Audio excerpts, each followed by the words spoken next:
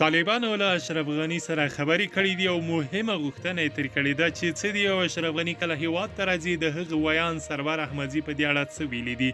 د سرور احمدزي پاتې خبرې په همدې ویډیو کې وګورئ او د پښتون غږ یوټیوب چینل هم درسره سبسکرایب کړئ.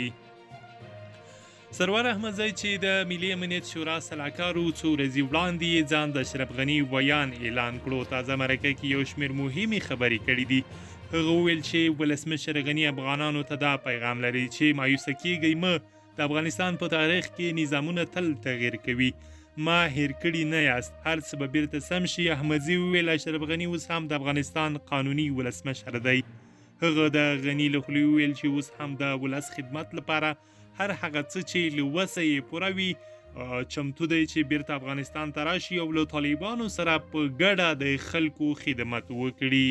همداراز سرور احمدزي وویل ولسمشر غني د نړیوالو او سیمهییزو هیوادونو سره په تماس کې دی او د اقتصادي وضعیت د ښه والي لپاره هلې ځلې کوي.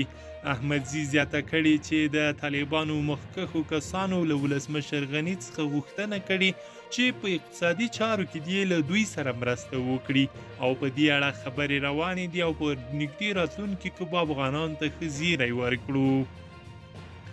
بلخوا بیا د ټولنیزو رسنیو یو تنپال سرور ستانکزی لیکي دا زما وروستي معلومات دي.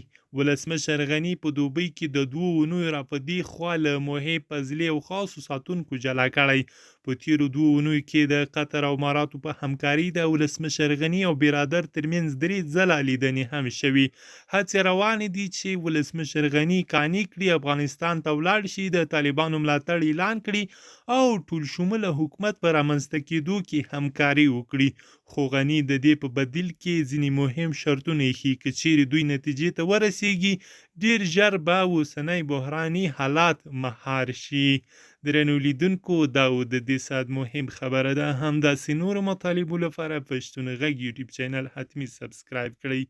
له ملتیا مو مننه.